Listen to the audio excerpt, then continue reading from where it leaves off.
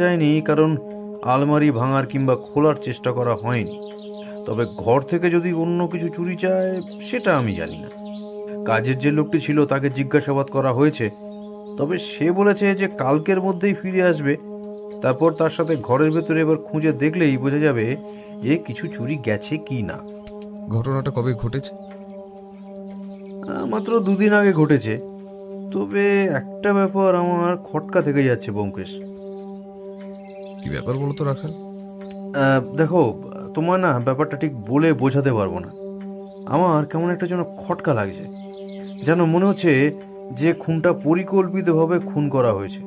তুমি মার্ডার স্পটটা দেখোনি তো? আমায় তোমার দেখানো উচিত ছিল।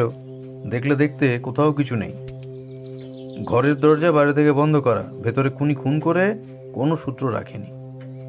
খুনের অস্ত্র তো নেই, তাছাড়া ঘরের কোথাও অন্য কোনো চিহ্ন মাত্র নেই। এতটা ঠান্ডা মাথায় আর ভেবেচিন্তে খুন করার সময়টা সে পেল কি করে? আর তাছাড়া সেই ভদ্রলোক তো বলেছেন তিনি খুনটা হতে দেখেই দৌড়ে বাড়ির বাইরে বেরিয়ে এসেছিলেন, কিন্তু তারপরও তিনি কাউকে দেখতে পাননি।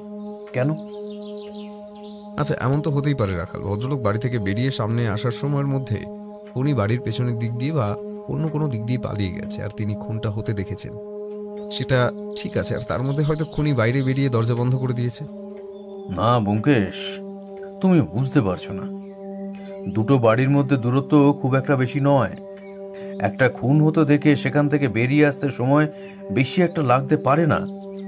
তবে এটা হতেই পারে ভদ্রলোক ব্যাপারটা দেখে সামান্য সময়ের জন্য চমকে গিয়েছিলেন, আর এটাও হতে পারে খুনি জানালা দিয়ে তাকে দেখতে পেয়েছিল, আর ঠিক সেই কারণেই ভদ্রলোকের আসতে দেরি হয়েছে, আর সেই সুযোগে চম্পট দিয়েছে খুনি। এটা হতেই পারে রাখাল, তবে তোমার যখন এতটা সন্দেহ হচ্ছে তখন ব্যাপারটার মধ্যে কিছু তো একটা নিশ্চয়ই আছে। আর ভদ্রলোকের কোনো শত্রুর ব্যাপারে কিংবা কি খুন করতে পারে এসব ব্যাপারে খোঁজ নিয়েছো? ভদ্রলোকের একসময় চিনির ব্যবসা ছিল, তবে সম্প্রতি তিনি বাড়িতেই থাকেন, বইপত্র পড়ে সময় কাটান, কিংবা মাঝে মধ্যে বাড়ির বাইরে যান। তবে তার শত্রু কেউ থাকতে পারে বলে তো মনে হয়নি। তাহলে তো সমস্যা হয়ে গেল রাখাল।